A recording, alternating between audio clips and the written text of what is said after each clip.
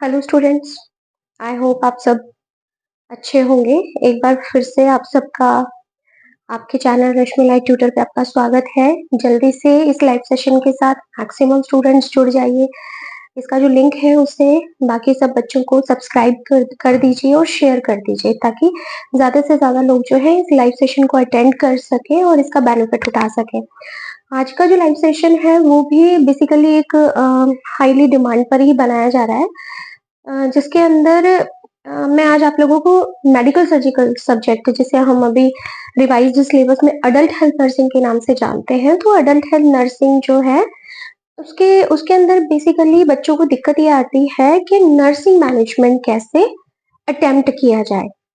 कई बार nursing care पूछ लिया जाता है, कई बार नर्सिंग मैनेजमेंट पूछ लिया जाता है, कई बार नर्सिंग केयर प्लान पूछ लिया जाता है और वो आपको 5 मार्क्स के क्वेश्चंस में भी पूछा जाता है, 10 मार्क्स 15 मार्क्स के क्वेश्चंस में भी पूछा जाता है। तो आपको किस तरीके से और कितना कंटेंट उसमें अटेम्प्ट करना है, नर्सिंग डायग्नोसिस बनाने का तरीका क्या होता है, आज हम वो सारी चीजें जो है डिस्कस करेंगे। तो जल्दी से मैक्सिमम स्टूडेंट्स जो है आ जाइए इस लाइव क्लास पर। और जैसा कि आपको पता है कि अभी मेरी तबीयत थोड़ी ठीक नहीं है, तो आज भी आपको जो है वॉइस का थोड़ा इशू हो सकता है, but little I am recovering and hope जल्दी ही जो है मैं वो पूरा रिकवर कर लूंगी और वीडियोस जो है वो रेगुलर आपको चैनल पर अवेलेबल होते रहेंगे। तो चलिए हम स्टार्ट करते हैं अडल्ट हेल्थ नर्सिंग के बारे में।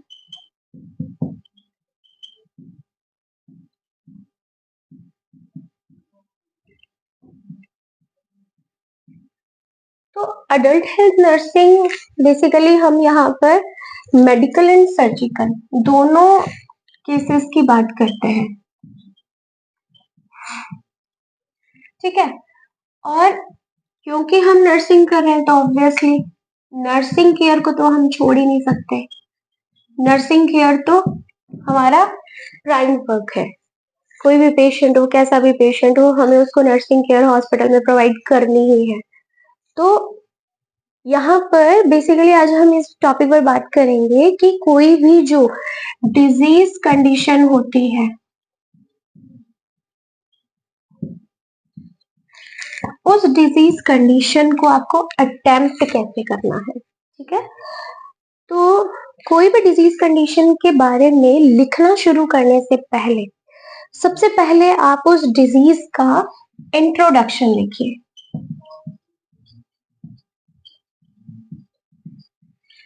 ओके, उस डिजीज का इंट्रोडक्शन लिखिए कि वो डिजीज क्या है, किस सिस्टम को अफेक्ट कर रही है, किस एज ग्रुप में ज्यादा होता है, आइदर मेल और फीमेल। आप इंसिडेंस में भी लिख सकते हैं, बट आप इंट्रोडक्शन में ये चीज मेंशन कर दीजिए। इंसिडेंस जो है वो आप स्किप भी कर सकते हैं।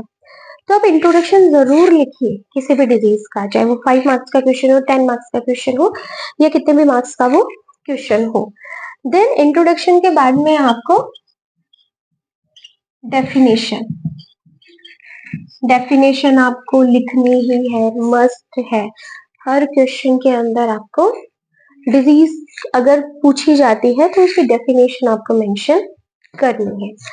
डेफिनेशन के बाद में अगर आपको एक से ज्यादा डेफिनेशंस पता है तो आप उनको मेंशन करिए। अगर कोई चीज उसमें हाईलाइट करनी है तो आप उसको हाईलाइट करिए। एंड डेफिनेशन के बाद में जो सेकंड चीज आती है वो आती है कॉजेस की, किस किस कारण से वो डिजीज हो रही है। अब उसके अंदर प्राइमरी कॉजेस भी हो सकते हैं, सेकेंडरी कॉजेस भी हो सकते हैं, रिस्क फैक्टर्स भी हो सकते हैं। वो डिजीज कंडीशन के अकॉर्डिंग वेरी करेगा। तो जो चीज है आपको यहाँ पर मेंशन करनी है। कॉजेस के बाद में बात आती है, कॉजेस को जो है वो हम इटियोलॉजिकल फैक्टर भी बोलते हैं। तो आप इटियोलॉजिकल फैक्टर हेडिंग भी लिख सकते हैं, कॉजेस हेडिंग भी लिख सकते हैं। उस डिजीज की डेफिनेशन, कॉजेस या इटियोलॉजिकल फैक्टर बताने के बाद में आपको जो है साइन एंड सिम्टम्स बताने हैं, ठीक है। साइन एंड सिम्टम्स में अगर अगर प्राइमरी और सेकेंडरी कॉजेस है तो उसके साइन एंड सिम्टम्स भी प्राइमरी एंड सेकेंडरी होंगे। प्राइमरी एंड सेकेंडरी हो सकते हैं एक्यूट एंड क्रॉनिक हो सकते हैं, माइल्ड मॉडरेट सीवियर हो सकते हैं,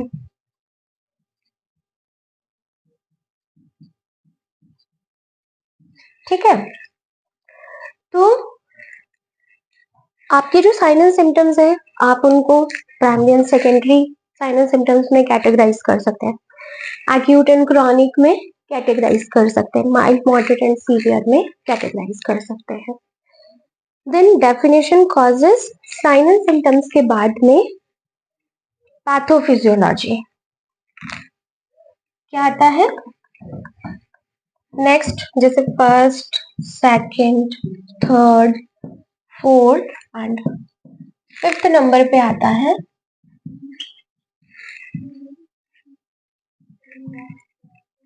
पैथोफिजियोलॉजी। तो देखिए किसी भी डिजीज कंडीशन की पैथोफिजियोलॉजी अगर आप थोड़ा सा लॉजिक लगा करके अगर पढ़ते हैं तो आपको कहीं पर भी रटने की जरूरत नहीं पड़ती है। देखिए बहुत सिंपल सी चीज है, अगर कहीं पर भी आइटिस वर्ड आ जाता है इसका मतलब इन्फ्लामेशन है, एंड अगर आपने इन्फ्लामेशन की पैथोफिजियोलॉजी पढ़ी है तो उसमें 5 कार्डिनल सिम्टम्स पढ़ते हैं अपन अपन को मेंशन कर देने हैं, आइदर या तो रेडनेस होगी, स्वेलिंग होगी, पेन होगा, हीट प्रोडक्शन होगा एंड लॉस ऑफ फंक्शन होगा। लॉस ऑफ फंक्शन जो है ये टेम्परेरी भी हो सकता है, परमानेंट भी हो सकता है। तो आप किसी भी अगर डिजीज का नाम के आगे आइटिस है दैट मीन्स इन्फ्लेमेशन, ठीक है। कहीं पर भी ओटोमी वर्ड आ जाता है दैट मीन्स ओपनिंग, कहीं पर भी किसी भी वर्ड के आगे ए वर्ड लग जाता है इट डिनोट्स एब्सेंट,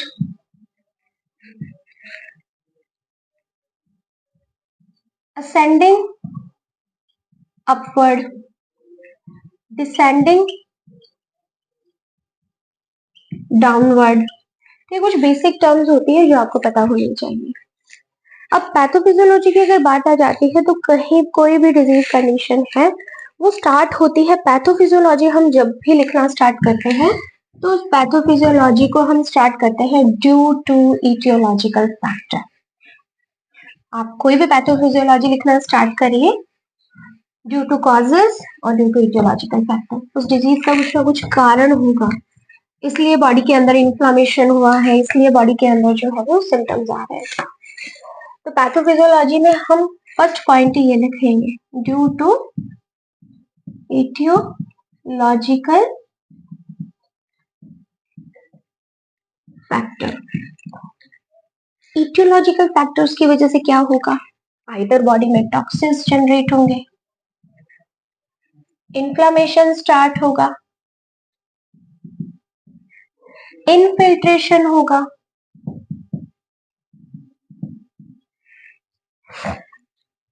या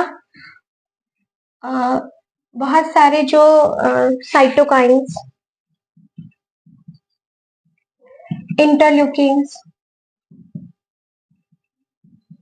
ये जो है वो सिक्रीट होंगे, क्योंकि सभी इंफ्लामेटरी रिएक्शंस में हमें ये चीजें कॉमनली देखने को मिलती हैं। तो इन्फ्लामेशन होगा तो इन्फ्लामेशन के सिम्टम्स हम यहाँ पे मेंशन कर दें। इन्फ्लामेशन की वजह से क्या होगा, इनफिल्ट्रेशन होगा, इनफिल्ट्रेशन की वजह से क्या होगा, स्वेलिंग होगी,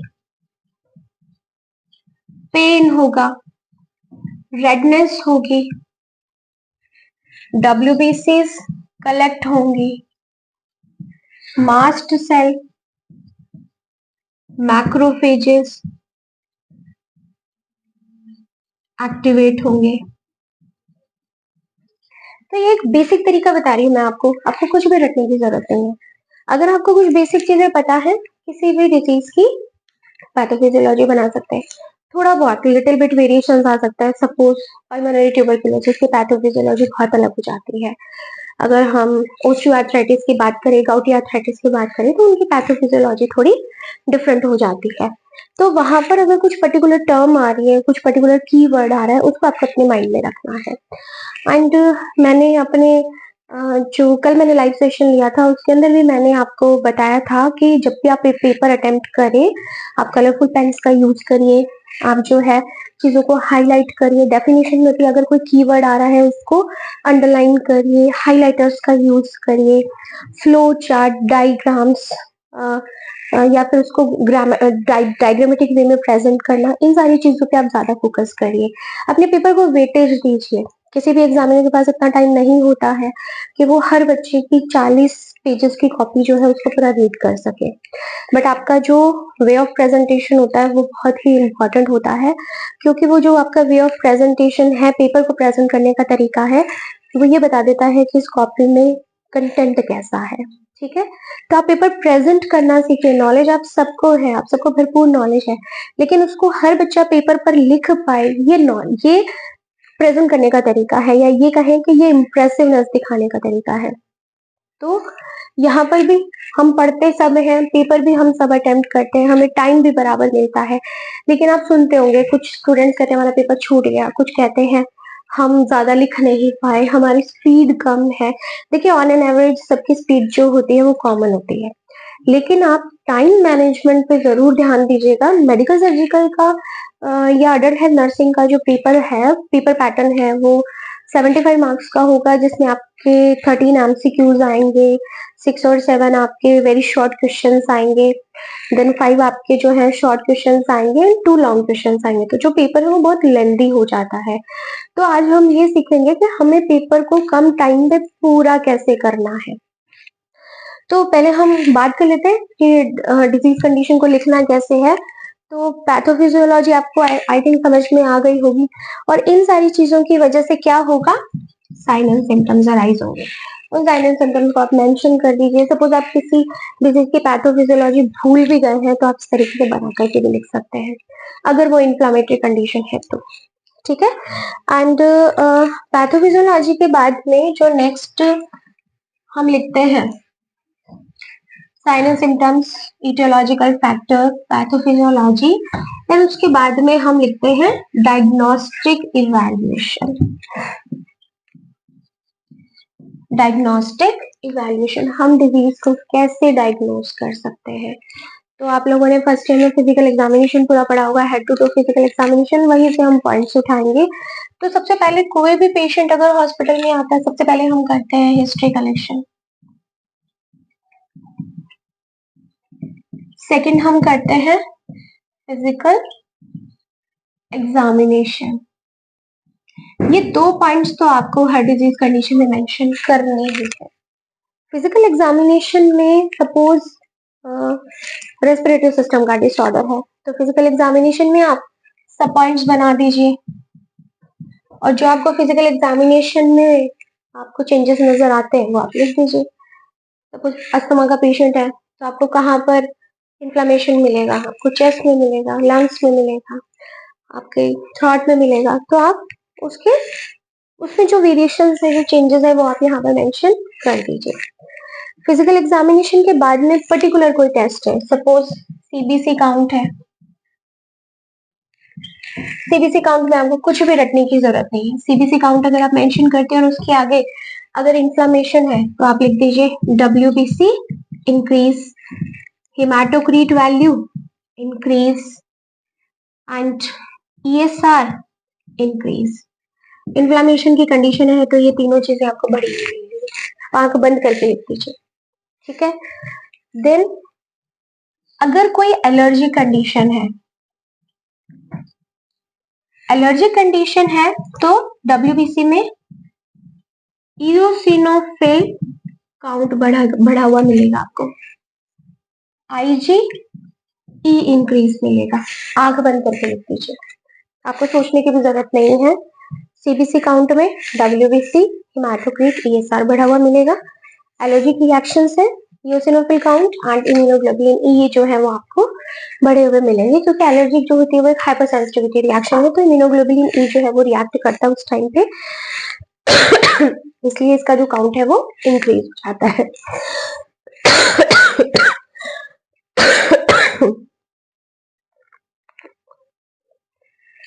देन उसके बाद में सीबीसी काउंट के बाद में आप यूरिन टेस्ट करवा सकते हैं। अगर इन्फ्लेमेशन क्रॉनिक है, इन्फेक्शन क्रॉनिक है, तो आप यूरिन टेस्ट करवा सकते हैं। ब्लड एंड यूरिन कल्चर करवा सकते हैं। आप एक्सरे कर सकते हैं। डिजीज कंडीशन पे डिपेंड करेगा, मैं ये सब कॉमन लिख रही हूँ। एक्सरे कर सकते हैं, एमआरआई, सीटी स्कैन कर सकते हैं आप, ठीक है। इसके अलावा आप बायोप्सी कर सकते हैं, और भी बहुत सारे टेस्ट हैं, जैसे पेट स्कैन कर सकते हैं, ठीक है। इसके अलावा आप कॉन्ट्रास्ट मीडिया टेस्ट कर सकते हैं, जैसे अपन एंजियोग्राफी करते हैं, ठीक है।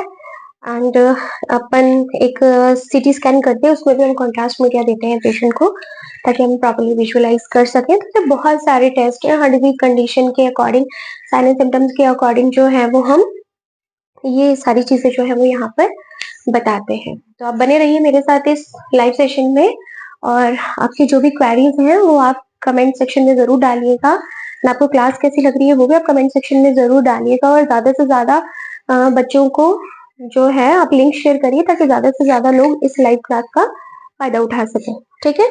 देन ये कॉमन मैंने बताए हैं आपको कि आप क्या क्या डायग्नोस्टिक इवैल्यूएशन लिख सकते हैं। इसके अलावा और भी बहुत सारे डायग्नोस्टिक प्रोसीजर्स होते हैं, सपोज लैप्रोस्कोपी,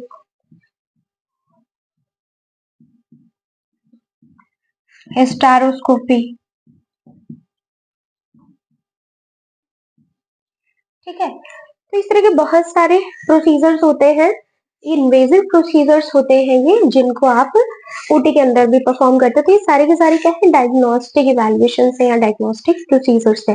तो ये आपको जरूर मेंशन करना है, चाहे उस डिजीज कंडीशन में 2 हो, 3 हो, कितने भी हो, वो सारे आपको यहाँ पर जरूर मेंशन करने हैं। देन डायग्नोस्टिक इवैल्यूएशन के बाद में बात आती है कि अब हमें डिजीज का मैनेजमेंट कैसे करना है।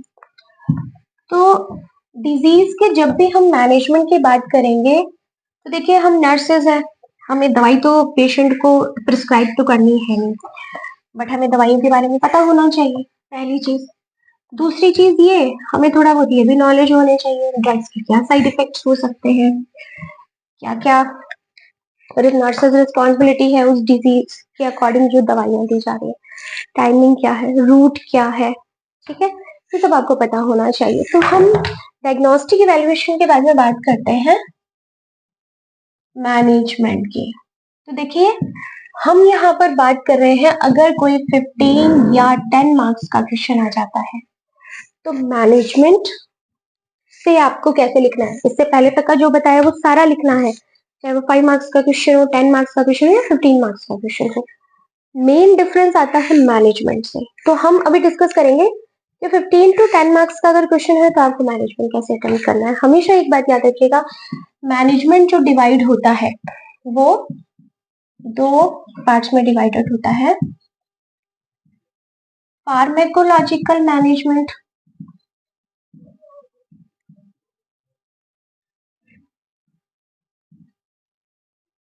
And non pharmacological management.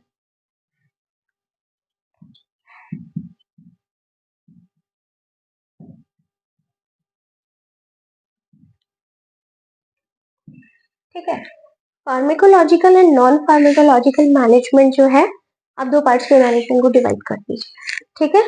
अब हम इसमें से सबसे पहला डिस्कस करेंगे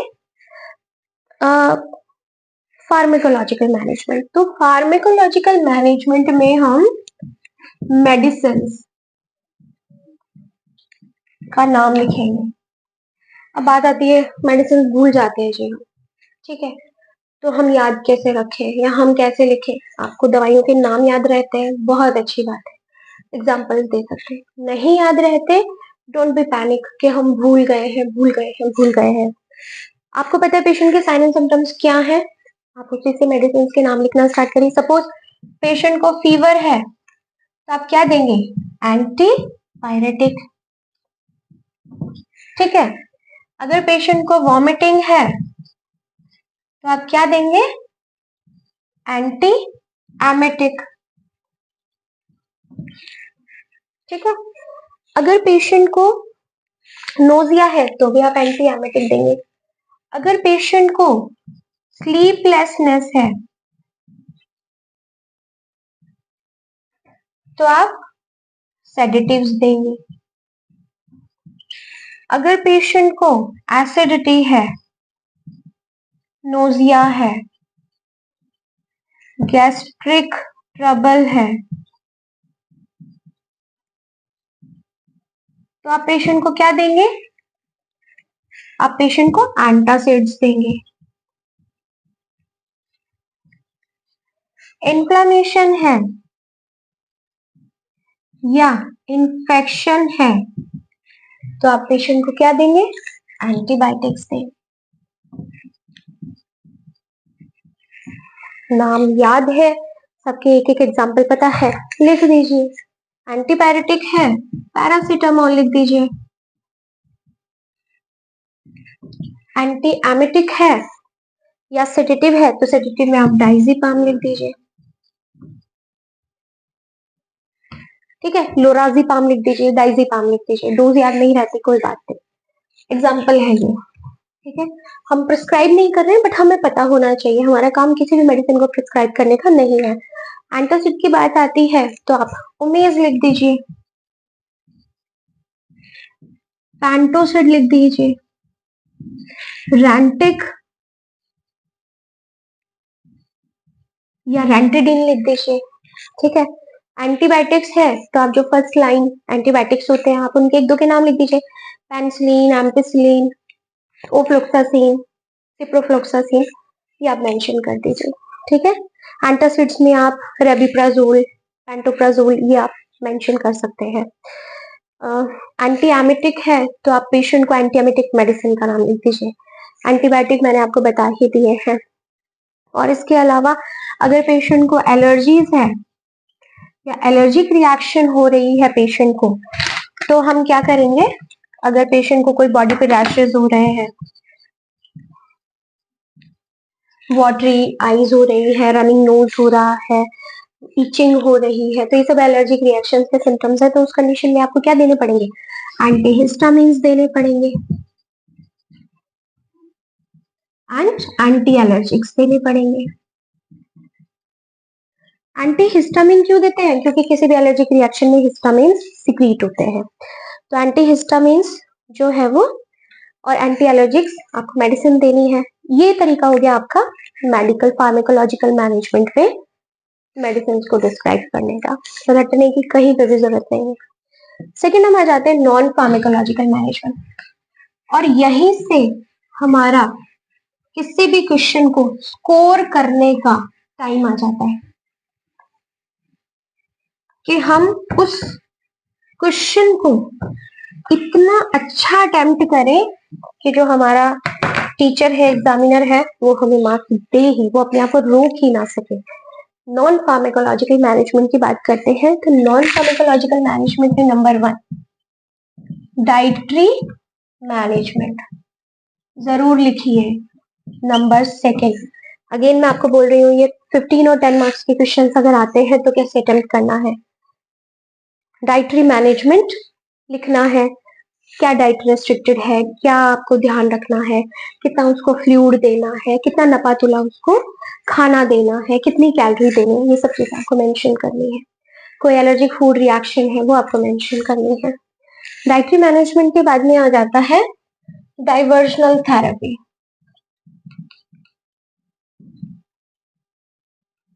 if you know about disease तो आप डाइवर्जनल थेरेपी खुद बनाकर लिख सकते हैं। मैं चैलेंज करती हूँ, कोई टीचर गलत नहीं करेगा, कोई एग्जामिनर गलत नहीं करेगा, ये आपके मैनेजमेंट को वेटेज देता है। डाइटरी मैनेजमेंट आप लिख रहे हैं, डाइवर्जनल थेरेपीज आप लिख रहे हैं। थर्ड नंबर पे आता है nursing management. This is again non pharmacological management का ही पार्ट है, नर्सिंग मैनेजमेंट। नर्सिंग मैनेजमेंट जो है, अगर आप 10 to 15 मार्क्स का क्वेश्चन अटेम्प्ट कर रहे हैं, उसमें मैं बता रही हूँ आपको, अब हम सिर्फ नर्सिंग मैनेजमेंट की बात करेंगे। तो नर्सिंग मैनेजमेंट जो है वो यहाँ पे आपको कैसे लिखना है? देखिए, एग्जाम में क्वेश्चन जो है वो दो टाइप से पूछा जा सकता है लॉन्ग क्वेश्चंस में। आइदर ये 15 मार्क्स का क्वेश्चन है तो एक ए एंड बी पार्ट आ सकता है, जिसमें ए पार्ट 7 मार्क्स का होगा और बी पार्ट 8 मार्क्स का होगा। एंड आई एम श्योर कि ए पार्ट जो होगा उसमें डिजीज की बाकी सब चीजें पूछी होंगी, और इसका जो बी पार्ट होगा 8 मार्क्स का, इसमें सिर्फ मैनेजमेंट होगा। एंड मैनेजमेंट में भी ज्यादा फोकस किस पे किया होगा? नर्सिंग मैनेजमेंट पे किया होगा। तो ये 8 मार्क्स का क्वेश्चन जो है वो मैनेजमेंट में, नर्सिंग मैनेजमेंट पे आएगा। तो आपको अब यहाँ पर इस तरीके से लिखना है, जब भी आप नर्सिंग मैनेजमेंट लिखे, नर्सिंग मैनेजमेंट, तो आपको उस नर्सिंग मैनेजमेंट में सबसे पहले जो मेंशन करना है वो आपको करना है नर्सिंग डायग्नोसिस। नर्सिंग डायग्नोसिस आपको 5 मेंशन करने ही करने हैं, number 1, number 2, number 3, number 4 and number 5। इस तरीके से आपको सेंटेंसेस बनाते हुए नोट डाउन करना है। सेंटेंसेस जो आपको लिखने हैं या कैसे नर्सिंग डायग्नोसिस बनाए जाते हैं वो मैं आपको भी बताती हूँ।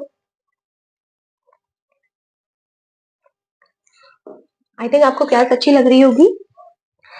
तो नर्सिंग मैनेजमेंट जो है वो आपको 5 बनाने हैं। हम जो नर्सिंग डायग्नोसिस बनाने का मेथड फॉलो करते हैं, हमारे नर्सिंग डायग्नोसिस हमारे साइन एंड सिम्टम्स से ही निकलते हैं, पहली चीज। दूसरा, जो हम नर्सिंग डायग्नोसिस बनाते हैं हमेशा 3 स्टेप्स में बनाते हैं। 3 पार्ट्स में हमारा नर्सिंग मैनेजमेंट जो है, नर्सिंग डायग्नोसिस, सॉरी, तो नर्सिंग डायग्नोसिस में 3 स्टेप्स में बनता है। देखिए, मैं यहाँ पे एक एग्जांपल लिखती हूँ, उस एग्जांपल में मैं आपको समझाऊंगी। यहाँ पर सपोज मैं लिख रही हूँ पेशेंट हैविंग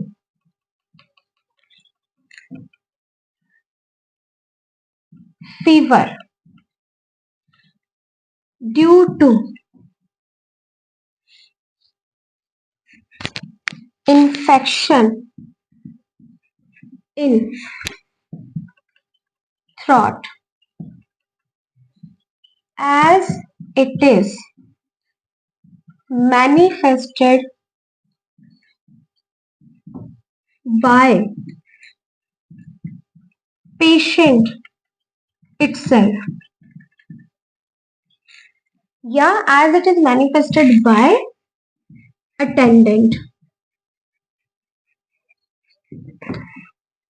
ओके, अब यहाँ पर हम जो बात करते हैं कि जो ये पूरा मैंने एक नर्सिंग डायग्नोसिस लिखा है, पेशेंट हैविंग फीवर, ये जो है ये फर्स्ट पार्ट है, ठीक है। सेकंड जो है ड्यू टू के बाद में, इस ड्यू टू के बाद में infection in throat, due to के बाद में हमेशा कॉज मेंशन किया जाता है। देखिए, सिम्टम,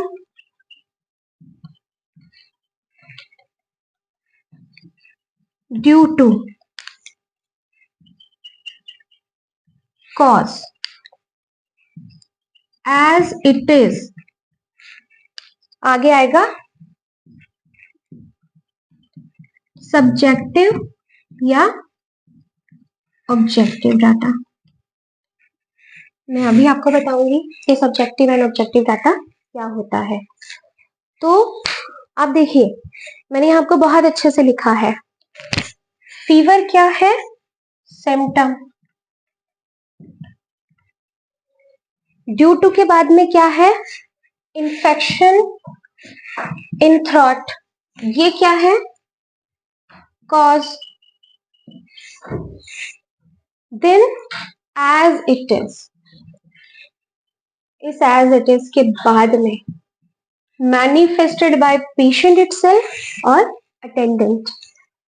तो जब भी पेशेंट खुद बोलकर अपने सिम्टम्स बताता है, that is called subjective data. मुझे बुखार हो रहा है, मुझे पेट में दर्द हो रहा है, मुझे इंडाइजेशन हो रहा है, मुझे एसिडिटी फील हो रही है, मुझे हेडेक हो रहा है, मेरे बाल झड़ रहे हैं, मैं जितने भी सेंटेंसेस बोल रही हूँ वो सब क्या है? Subjective data. ओके। दूसरा होता है objective data. Objective data that means कोई दूसरा पर्सन ऑब्जर्व करे। तो अगर पेशेंट खुद बोल के नहीं बता पा रहा तो या तो उसका अटेंडेंट बताएगा, या फिर जब आप डॉक्टर के पास चेकअप करवाने जा रहे हैं तो डॉक्टर जो है वो आपके सिम्टम्स को नोटिफाई करता है, रेक्टिफाई करता है। आपने बोला मुझे बुखार लग रहा है, मुझे शरीर गर्म लग रहा है, डॉक्टर थर्मामीटर उठाएगा, आपका टेम्परेचर चेक करेगा। दैट कि आपने जो बोला उससे डॉक्टर चेक कर रहा है, क्रॉस चेक कर रहा है। आपने बोला मेरे को हेडेक हो रहा है, मुझे पैल्पिटेशन फील हो रहा है, तो डॉक्टर आपका बीपी चेक करेगा, स्फेगोमैनोमीटर लगाएगा, तो वो एक्यूरेट चेक करेगा कि आपका बीपी कितना राइज हो रहा है। ठीक है। अगर आपने बोला कि मुझे एब्डोमिनल डिस्कम्फर्ट हो रहा है, वो आपके एब्डोमेन को पैल्पेट करके देखेगा। अगर वो आप बोलोगे कि मुझे मेरी ब्रीदिंग में व्हीजिंग साउंड सुनाई दे रहा है, तो डॉक्टर स्टेथोस्कोप लगा के आपके चेस्ट को ऑस्कल्टेट करेगा। तो ये होता है ऑब्जेक्टिव डाटा। किसी भी नर्सिंग डायग्नोसिस का सब्जेक्टिव एंड ऑब्जेक्टिव डाटा हमेशा आपको मेंशन करना चाहिए, या फिर जब आप इसे लिखते हैं तो आप वहां पर इसे जरूर मेंशन करें। एनसीपी जब आप बनाते हैं तो जरूर लिखे। तो आपका नर्सिंग डायग्नोसिस बनाने का प्रॉपर तरीका ये होता है, as it is manifested by patient itself या as it is manifested by the health care provider और डॉक्टर। ठीक है। ये किसने मैनिफेस्ट किया, ये किसने पता लगाया, ये किसने कहा कि हाँ ऐसा है। तो या तो पेशेंट ने कहा, या फिर पेशेंट के रिलेटिव ने कहा, या फिर डॉक्टर ने उस चीज को क्लैरिफाई किया, रेक्टिफाई किया। आप समझ रहे हैं जो मैं कहना चाहती हूँ कि नर्सिंग डायग्नोसिस जो है वो आप एक्यूरेट बनाइए, सही बनाइए, 3 स्टेप्स में बनाइए। ये जो 3 स्टेप्स नर्सिंग डायग्नोसिस होता है that is called Nanda diagnosis. ठीक है। ये नंदा एसोसिएशन जो है उसने ये बताया था कि जो नर्सिंग डायग्नोसिस है उसको लिखने का सही तरीका क्या है। आई थिंक आपको इस जो मैंने एग्जांपल दिया है उससे आपको बहुत अच्छे से समझ में आ गया होगा।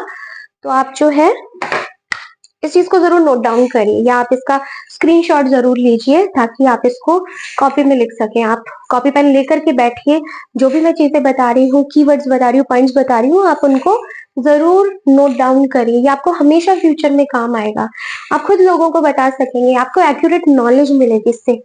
देन आपने जो है नर्सिंग डायग्नोसिस बनाने के बाद में उस एक नर्सिंग डायग्नोसिस का, सपोज आपने 5 नर्सिंग डायग्नोसिस लिख दिए, जो मैंने तरीका बताया उस हिसाब से ही आपने लिखा है।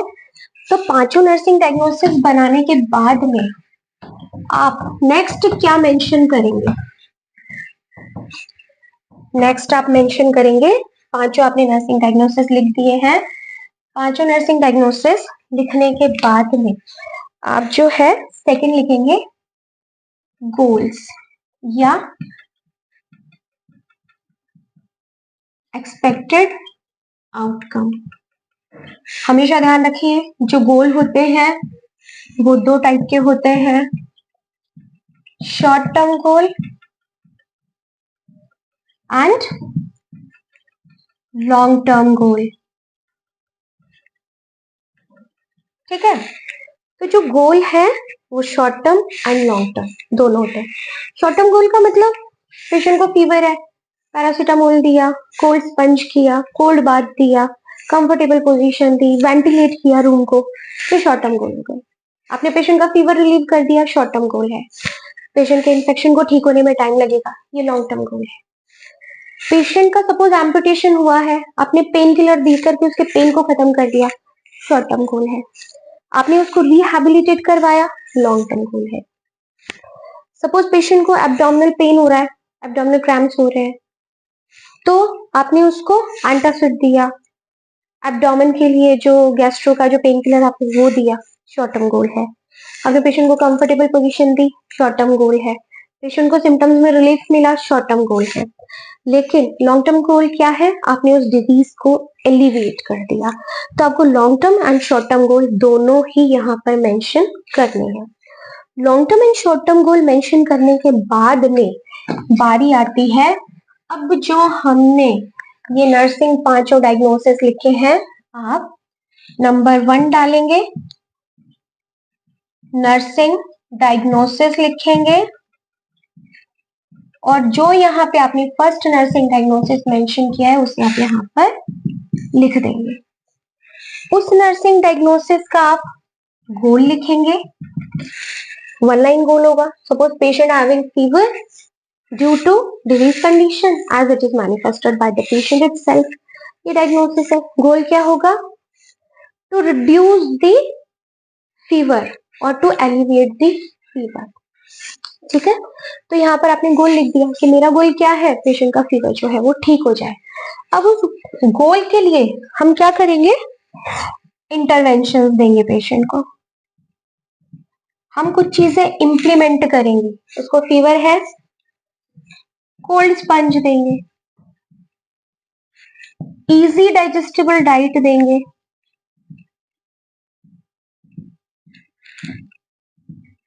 ठीक है। और आप पेशेंट को क्या देंगे? कोल्ड स्पंज दे रहे हैं, इजी डाइजेस्टेबल आप उसको डाइट दे रहे हैं, वेल वेंटिलेशन दे रहे हैं। अगर पेशेंट को शिवरिंग हो रही है तो आप ब्लैंकेट दे रहे हैं। आप पेशेंट को डाइवर्जनल थेरेपी दे रहे हैं। इसके अलावा आप पेशेंट को last but not the least comfortable position दे रहे हैं।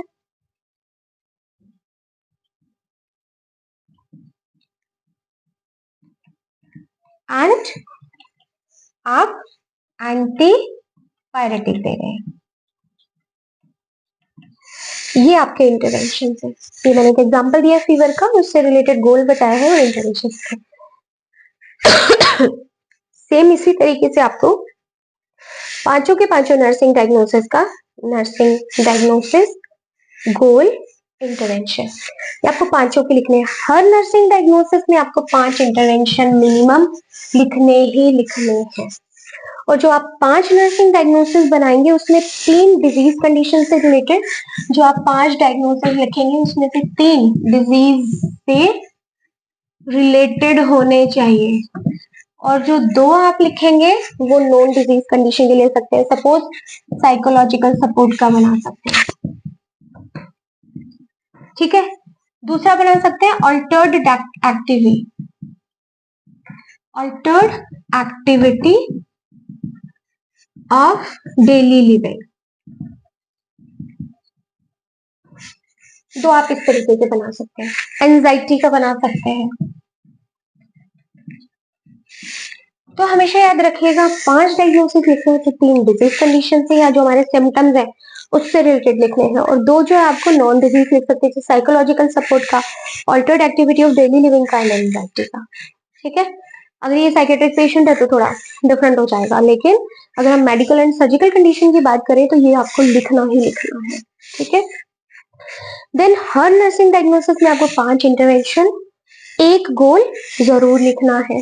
जो नर्सिंग डायग्नोसिस आप बनाएंगे नंदा डायग्नोसिस, नंदा एसोसिएशन के अकॉर्डिंग बनाएंगे, 3 स्टेप्स में बनाएंगे। बहुत अच्छे से मैंने एक्सप्लेन किया है, तो आप उसको अगर आप भूल भी जाते हैं तो वीडियो अपना लाइव सेशन कंप्लीट होने के बाद में आप इस वीडियो को दोबारा से देखिएगा। जहां पर आपको डाउट हो आप मुझे कमेंट सेक्शन में जरूर मेंशन करिए। मैं आपके सारे डाउट्स जो है अपने नेक्स्ट लाइव सेशन में जरूर दूर करूंगी, तो आप मुझे मेंशन करिए। और जो नेक्स्ट मेरा लाइव सेशन होगा वो पल्मोनरी ट्यूबरकुलोसिस पे होगा, वो भी मुझे काफी स्टूडेंट्स ने डिमांड किया है, तो मेरा live session next pulmonary tuberculosis पे ही होने वाला है जल्दी ही।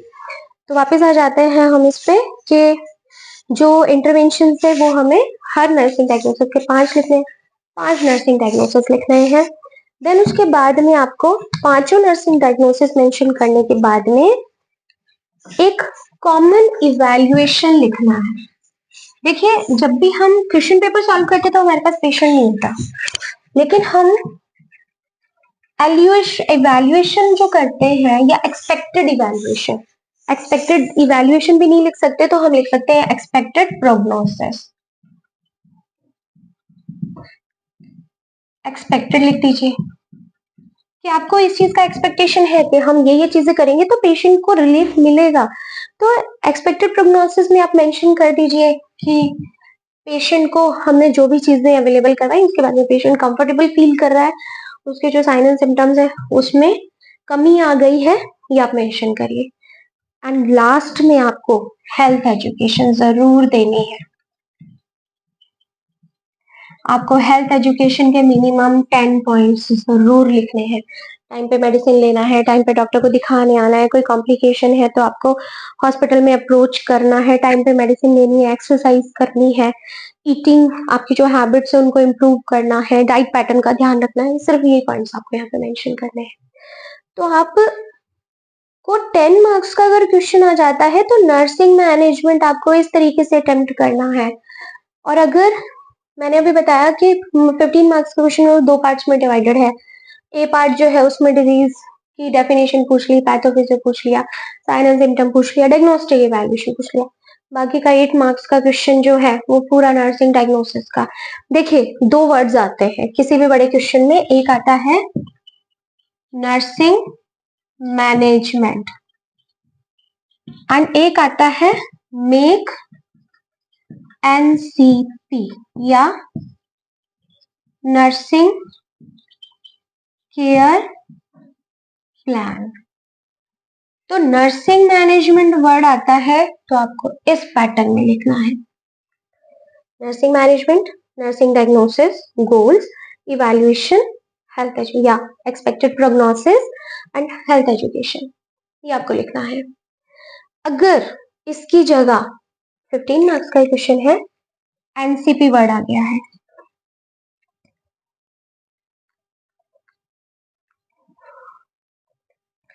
अगर एनसीपी वर्ड आ गया है तो आपको कुछ नहीं करना, पांचों नर्सिंग डायग्नोसिस मेंशन करने हैं आपको।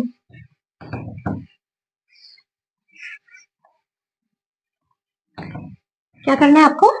पांचों नर्सिंग डायग्नोसिस 1 2 3 4 5 मेंशन करने हैं आपको।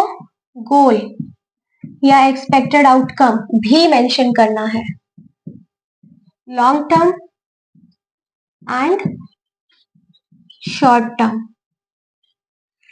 मेंशन करना आपको। ठीक है, ये मेंशन करने के बाद में आप एक टेबल बनाएंगे। उस टेबल में आप कुछ कॉलम्स बनाएंगे। This is the NCP, nursing care plan. आपका जो फर्स्ट कॉलम होगा दैट इज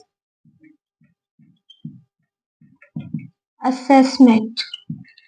असेसमेंट में आपको फर्स्ट पॉइंट लिखना है, ए डालना है सब्जेक्टिव डाटा। सब्जेक्टिव डाटा में आपको क्या लैंग्वेज लिखनी है मैं बता देती हूं आपको। सब्जेक्टिव डाटा में आपको लिखना है patient having fever as patient told itself. Patient को फीवर हो रहा है जैसा कि पेशेंट ने खुद कहा। Patient having fever as it is manifested by the patient. Patient feel warm body as it is told by the patient.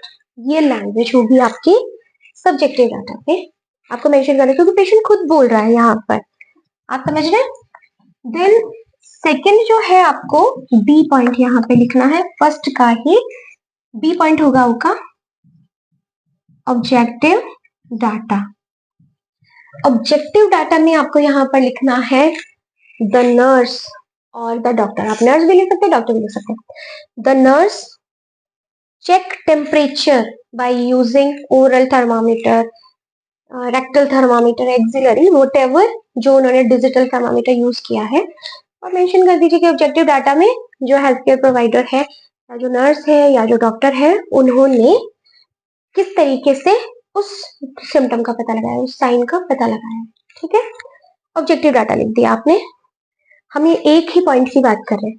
इस सब्जेक्टिव ऑब्जेक्टिव डाटा के बेसिस पर आपका डायग्नोसिस नर्सिंग डायग्नोसिस बनेगा। अगेन मैं यहाँ पे फिर से बोल रही हूँ, आपको नंदा एसोसिएशन के अकॉर्डिंग नर्सिंग डायग्नोसिस यहाँ पे मेंशन करना है।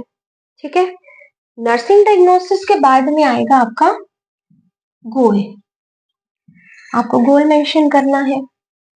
गोल मेंशन करने के बाद में आपको प्लानिंग, आपको पता लग गया पेशेंट को क्या है, आपका गोल क्या है, अब उस गोल को अचीव करने के लिए आप क्या क्या प्लानिंग करेंगे। पेशेंट को फीवर है जी, the patient is having fever due to inflammatory condition as it is manifested by the patient itself. ठीक है, as patient having warm body या पेशेंट ने खुद मैनिफेस्ट किया। गोल आपका क्या है? To reduce fever, to elevate fever. Planning आप क्या करेंगे? हम पेशेंट को वेल वेंटिलेटेड रूम में रखेंगे, हम पेशेंट को कोल्ड स्पंज देंगे, हम पेशेंट को कंफर्टेबल पोजीशन देंगे, हम पेशेंट को जो है वो मेडिसिन देंगे, डाइवर्जनल थेरेपी देंगे, उसकी फीलिंग्स को वेंटिलेट करने के लिए बोलेंगे। ये सारी करेंगे, हमने किया नहीं है, दैट इज प्लानिंग। ठीक है, प्लानिंग के बाद में आता है इम्प्लीमेंटेशन। इम्प्लीमेंटेशन बोल सकते हैं या फिर इंटरवेंशन भी बोल सकते हैं। इम्प्लीमेंटेशन या इंटरवेंशन, इम्प्लीमेंटेशन है इंटरवेंशन। तो इम्प्लीमेंटेशन और इंटरवेंशन जो है उसमें आपने जो जो प्लानिंग की है वो आप इम्प्लीमेंट कर चुके हैं। आप क्या कर चुके हैं? इम्प्लीमेंट कर चुके हैं। ठीक है, तो यहाँ पर सपोज हम पेशेंट को कोल्ड स्पंज देंगे, इम्प्लीमेंटेशन में हमने पेशेंट को कोल्ड स्पंज दे दिया। ठीक है, यहाँ पर हमने पेशेंट को क्या कर दिया? कोल्ड स्पंज दे दिया। इम्प्लीमेंटेशन के बाद में नेक्स्ट हम लिखेंगे रैशनल। ओके, रैशनल में हम जो हम कर रहे हैं उसका क्या कारण है। हम पेशेंट को कोल्ड स्पंज क्यों दे रहे हैं? फीवर रिड्यूस करने के लिए, बॉडी टेम्परेचर कम करने के लिए। हम पेशेंट को वेल वेंटिलेटेड रूम में क्यों रख रहे हैं? ताकि पेशेंट को अगर रेस्पायरेशन हुआ है, पेशेंट को स्वेटिंग हुई है तो वो नॉर्मलाइज हो जाए उसका बॉडी टेम्परेचर। हम पेशेंट को मेडिसिन क्यों दे रहे हैं? ताकि इंफ्लेमेटरी कंडीशन ठीक हो जाए। सपोज हमने पेशेंट को सेमी फाउलस पोजीशन दी है, तो हमने क्यों दी है सेमी फाउलस पोजीशन? ताकि पेशेंट को ब्रीदिंग डिफिकल्टी नहीं हो। तो ये क्या है? इसका रैशनल है। रैशनल के बाद में लास्ट में यहाँ पर आता है इवैल्यूएशन। ठीक है, तो लास्ट में इवैल्यूएशन, इवैल्यूएशन कॉलम आपको यहाँ पर खाली छोड़ना है, आपको कुछ नहीं लिखना। क्यों नहीं लिखना? क्योंकि अगर आप कॉपी में एक डिजीज कंडीशन को प्रेजेंट कर रहे हैं तो इवैल्यूएशन खाली जाएगा, क्योंकि हमारे पास यहाँ पर पेशेंट नहीं है। सपोज अगर आपके पास पेशेंट होता है और यही चीज आप जो है क्लिनिकल फील्ड में करते हैं, किसी केस को प्रेजेंट कर रहे हैं, तो आपको इवैल्यूएशन लिखना होगा, आपको वो कॉलम खाली नहीं छोड़ना है। लेकिन आपको वो कॉलम मेंशन जरूर करना है, क्योंकि आपके एनसीपी में ये 7 पॉइंट्स आएंगे ही आएंगे। कई बार हमारे पास टाइम की कमी होती है तो हम रैशनल छोड़ सकते हैं, लेकिन अगर आपका टाइम मैनेजमेंट प्रॉपर है, रैशनल जरूर मेंशन कर दो। Assessment, nursing diagnosis, goal, planning, implementation, rational and evaluation. ठीक है, ये प्रॉपर तरीका है एनसीपी लिखने का। देन एनसीपी कंप्लीट होने के बाद में आपको नीचे जो है सबसे लास्ट में आपको हेल्थ एजुकेशन जरूर लिखनी है।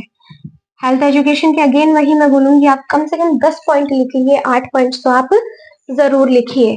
ठीक है, तो आपको यहाँ पर ये जरूर मेंशन करना है। ठीक है, तो इसी के साथ आपका 15 to 10 मार्क्स का क्वेश्चन जो है यहाँ पर खत्म होता है। यहाँ पर 15 मार्क्स का क्वेश्चन आता है तो आपको इतना कंटेंट लिखना ही लिखना है, पेजेस मत काउंट करिए, आप उसमें देखिए कि आप लिख क्या रहे हैं। ठीक है, देन आप जो है वो नेक्स्ट हम बात करेंगे कि अगर यही क्वेश्चन 5 मार्क्स का आता है, या सपोज ये क्वेश्चन जो है आपका 6-7 मार्क्स का आता है, या आपसे जो अब 5 मार्क्स का जो क्वेश्चन आता है तो उसमें आप नर्सिंग मैनेजमेंट बहुत तरीकों से लिख सकते हैं। मैं आपको यहाँ पे 3 तरीके बताऊंगी, ये तीनों तरीके आप एक ही पेपर में इंप्लीमेंट कर सकते हैं। यानी कि एक पेपर में इंप्लीमेंट करने का मतलब है, सपोज 5 नंबर के 5-5 क्वेश्चन है, तो आप हर क्वेश्चन में अलग अलग पैटर्न से लिख सकते हैं। ठीक है, इसमें पहला पैटर्न क्या है? अगर 5 मार्क्स का क्वेश्चन है या 6 मार्क्स का क्वेश्चन है या 4 मार्क्स का क्वेश्चन है, शॉर्ट नोट है अगर ये, तो आपको क्या करना है, आपको नर्सिंग डायग्नोसिस हेडिंग लिखनी है। देन आपको नर्सिंग डायग्नोसिस हेडिंग लिख के 1 2 3 4 5 5 नर्सिंग डायग्नोसिस लिखने ही लिखने हैं। फिर बात आती है मैडम ये तो लेंथी हो जाएगा, इतना तो हम लिख ही नहीं पाएंगे। बिल्कुल लिख पाएंगे। 5 डायग्नोसिस लिख दिए, हर एक डायग्नोसिस के 3 इंटरवेंशन लिख दीजिए। यानी कि आपको पहली हेडिंग नर्सिंग डायग्नोसिस 1 2 3 4 5 पांचों डायग्नोसिस आपने लिख दिए।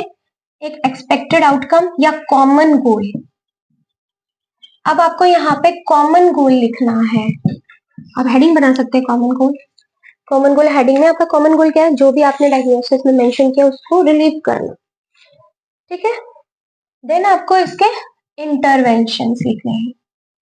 इंटरवेंशंस में आपको हर एक डायग्नोसिस के 3 इंटरवेंशन लिखने हैं। दैट मीन्स आपको 15 इंटरवेंशन लिखने हैं, ठीक है। एंड 15 इंटरवेंशन लिखने के बाद में आपको हेल्थ एजुकेशन लिखनी है। हेल्थ एजुकेशन के ज्यादा नहीं तो 5 पॉइंट्स तो लिखिए। अगर 5 नंबर 6 नंबर का क्वेश्चन है तो आप नर्सिंग डायग्नोसिस इसी तरीके से मेंशन करिए। नर्सिंग डायग्नोसिस पांचों आपने लिख दिए हैं। कॉमन गोल लिखेंगे आप, 15 इंटरवेंशन लिखेंगे और हेल्थ एजुकेशन के कम से कम 5 पॉइंट लिखिए, ठीक है। ये पहला तरीका है, that is first method, 5 number के क्वेश्चन में शॉर्ट नोट में। And second one is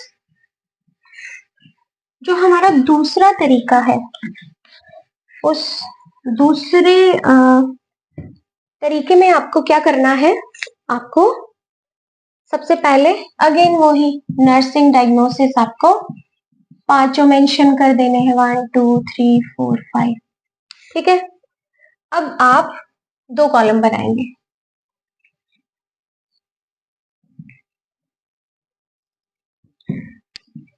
serial number बनाएंगे, ठीक है। 1 2 3 4 5 6 7 8 9 एंड 10, मिनिमम 10 इंटरवेंशन आप लिखिए। यहाँ पर आपको इंटरवेंशंस लिखने हैं और उस हर इंटरवेंशन का रैशनल देना है। आप समझ रहे हैं। पहले तरीके में 5 डायग्नोसिस लिखे, 15 इंटरवेंशन लिखे, हेल्थ एजुकेशन लिखे।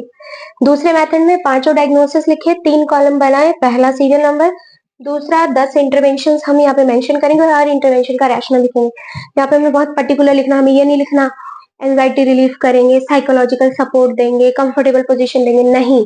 जो आपके 10 इंटरवेंशन होंगे वो बहुत ही पर्टिकुलर होंगे, बहुत ही सटीक होंगे, रैशनल होना चाहिए उनका, सॉलिड। ये आपने मेंशन कर दिए। मेंशन करने के बाद लास्ट में आपको अगेन वही हेल्थ एजुकेशन लिखनी है, ठीक है। देन हेल्थ एजुकेशन के बाद में ये हो गया सेकंड तरीका। अब थर्ड जो मेथड है या जो थर्ड जो तरीका है उसमें आपको क्या करना है, उस थर्ड मेथड में आप क्या कर सकते हैं,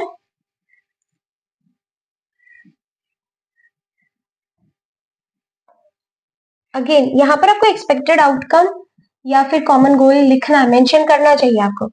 थर्ड मेथड में क्या होगा, अगेन नर्सिंग डायग्नोसिस पांचों का आपने कैटेगराइज किया, एक्सपेक्टेड आउटकम लिखा। अब आप यहाँ पर जो है वो, अगर आपके पास टाइम है तो बहुत अच्छी बात है, आप क्या करेंगे, अगेन वो 3 कॉलम या 4 कॉलम बनाएंगे।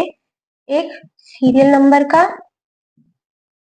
सेकेंड आप कॉलम बना दीजिए नर्सिंग डायग्नोसिस का, चौथा कॉलम बना दीजिए आप, ये नर्सिंग डायग्नोसिस का कॉलम है, ये आपका इंटरवेंशन का कॉलम है। इंटरवेंशन का कॉलम लिखने के बाद में सेम वही रैशनल एंड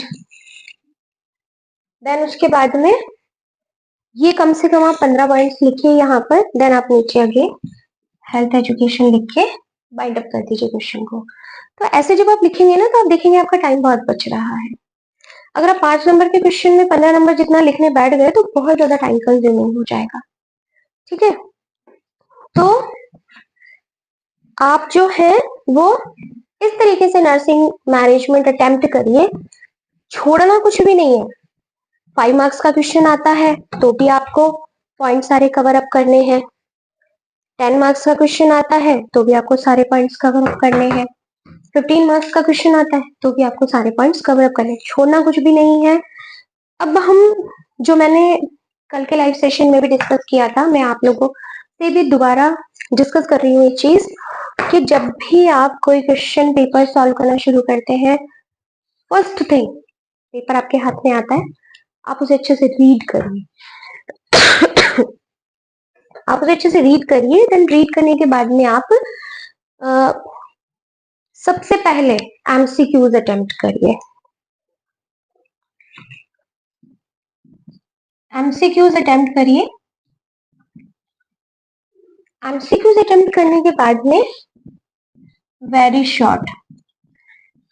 शॉर्ट अगर आप अटेम्प्ट करें तो सारे वेरी शॉर्ट ही अटेम्प्ट करिए।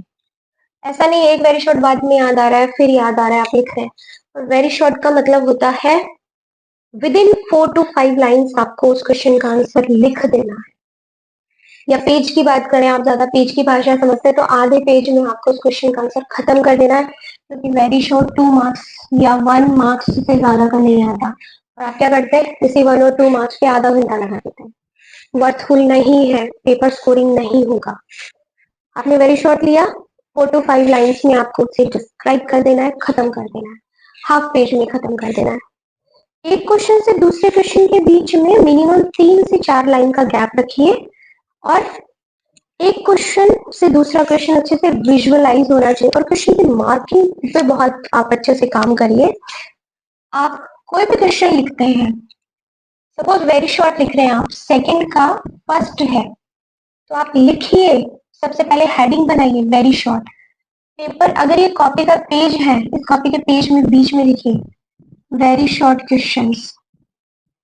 वेरी शॉर्ट क्वेश्चन में फिर आप लिखिए क्वेश्चन सेकंड का फर्स्ट, ये आप लिखिए लाइन में, देन यहां से लिखना शुरू करिए। आप देखिए आपकी कॉपी कितनी इंप्रेसिव हो जाएगी। देन अब आपकी शॉर्ट आप क्वेश्चन आ गए हैं, अगेन आप वही पेपर 4 लाइनों का आपने गैप दे दिया, शॉर्ट क्वेश्चन हेडिंग लिखिए। शॉर्ट क्वेश्चन हेडिंग लिखने के बाद में सपोज ये थर्ड है तो क्वेश्चन पूरा ऐसे मेंशन करिए, क्वेश्चन थर्ड का फर्स्ट, इस तरीके से मेंशन करके देन आप उसका आंसर लिखना स्टार्ट करिए। ठीक है, आप इस चीज पे ध्यान दीजिए, बाउंड्री बनाने पे, इन चीजों पे बिल्कुल भी टाइम वेस्ट मत करिए। एमसीक्यूज कर रहे हैं तो सारे एमसीक्यू एक साथ करिए, वेरी शॉर्ट कर रहे हैं सारे वेरी शॉर्ट एक साथ करिए, शॉर्ट क्वेश्चन कर रहे हैं सारे शॉर्ट क्वेश्चन एक साथ करिए। देन अब बात आती है लॉन्ग क्वेश्चन की। अटेम्प्ट करने का तरीका मैंने बता दिया, कभी भी लॉन्ग क्वेश्चन पहले मत करिए कि आपको लगता है मैं भूल जाऊंगा तो मैं पहले लिख दूं इसको। आपका पहला फर्स्ट क्वेश्चन अगर आप बड़ा उठाते हैं तो आप 1 घंटा उसी पे बर्बाद कर देंगे। आपको यहीं पर टाइम मैनेजमेंट सीखना है। जितना जल्दी आप इस पार्ट को खत्म कर लेंगे, आपके पास लेंथी क्वेश्चन करने के लिए हमेशा टाइम रहेगा, एक्सेस टाइम रहेगा। आप कोई भी शॉर्ट क्वेश्चन लिखते हैं, अच्छे से अच्छा लिखिए, आपको 5 में से 5 मार्क्स नहीं मिलेंगे, 5 में से 4 या 3.5 ही मिलेंगे। तो आप कोई भी बड़ा क्वेश्चन करते हैं, आप 50 पेज भर दीजिए तो भी वो 15 मार्क्स का क्वेश्चन है तो मैक्सिमम आपको 12 और 13 मार्क्स ही दिए जाएंगे। ठीक है, आप एग्जैक्ट बुकिश लैंग्वेज लिख दीजिए तो भी आपको 12 to 13 मार्क्स ही मिलेंगे। तो आप इस ये 12 मार्क्स कमाने के चक्कर में अगर आपके सपोज 6 शॉर्ट क्वेश्चन आते हैं, 6 का मतलब 6 into 5 30, आप 12 नंबर 10 नंबर 11 नंबर में 1 घंटा खराब करने के बाद आपको माइंड में ठीक उतारे मेरा तो बहुत टाइम निकल गया, तब तक आपके पास ये क्वेश्चंस करने के लिए बहुत कम टाइम बचता है, आपने 30 मार्क्स का लॉस कर लिया। आप सभी शॉर्ट क्वेश्चंस में थोड़ा कंटेंट लिखेंगे और वही पर आपके जहां 4 और 3.5 स्कोर कर सकते हैं, आप 2 या 2.5 पे आ जाएंगे। आपका स्कोर 2 या 2.5 पे आ जाएगा। सबसे पहले इनको अटेम्प्ट करिए, इनको अच्छे से अटेम्प्ट करिए, 5 में से 4 लेने की कोशिश करिए। 5 में से 4 क्वेश्चन लेंगे, 4 अगर आप मार्क्स लेते हैं तो 24 मार्क्स आएंगे आपके, या 5 एमसीक्यूज है तो 20 मार्क्स आएंगे आपके। एंड बड़ा क्वेश्चन जो है आप लास्ट में कई बार होता है टाइम कम बचता है, आप सारे पॉइंट्स लिखिए जो मैंने आपको बताया है और बिल्कुल कम टाइम बचता है। तो नर्सिंग मैनेजमेंट में कि मैंने आपको 3-4 तरीके बताए, उन 3-4 तरीकों में से जितना भी आपके पास टाइम होता है उस टाइम के अकॉर्डिंग आप नर्सिंग मैनेजमेंट बना दीजिए, आपको 10 मार्क्स तो मिलेंगे ही मिलेंगे। तो आपने एक तरफ तो 15 में से 10 स्कोर किया या 10 में से 8 स्कोर किया और यहाँ पर आपने 30 में से 24 स्कोर किया, तो ज्यादा वेटेज आपकी कॉपी को कितना मिल रहा है, आपने कितना अच्छा स्कोर किया है। एंड आप कभी भी कैलकुलेट या इवैल्यूएट करिएगा मेडिकल सर्जिकल के पेपर में, अगर 75 मार्क्स का पेपर है तो आप मानकर चलिए उसमें से 30 मार्क्स का डिजीज पोर्शन होगा एंड 40 to 45 मार्क्स का ओनली नर्सिंग मैनेजमेंट होगा। तो आप नर्सिंग मैनेजमेंट को बहुत अच्छे से प्रेजेंट करिए ताकि नर्सिंग मैनेजमेंट से ही हमारी कॉपी को वेटेज मिलता है, नर्सिंग जो अडल्ट है नर्सिंग है और आपको सब्जेक्ट में डिस्टिंक्शन जरूर मिलती है। एंड हमेशा ध्यान रखिए की वर्ड्स को हाईलाइट करना कभी मत भूलिए, पेपर को हमेशा अच्छे से पढ़िए। एक चीज और, जब भी आप एमसीक्यू सॉल्व करते हैं, एमसीक्यू की बात करें तो एक्सेप्ट वर्ड बहुत ज्यादा जगह आता है और बहुत आजकल ये वर्ड यूज भी होने लगा है। तो आपको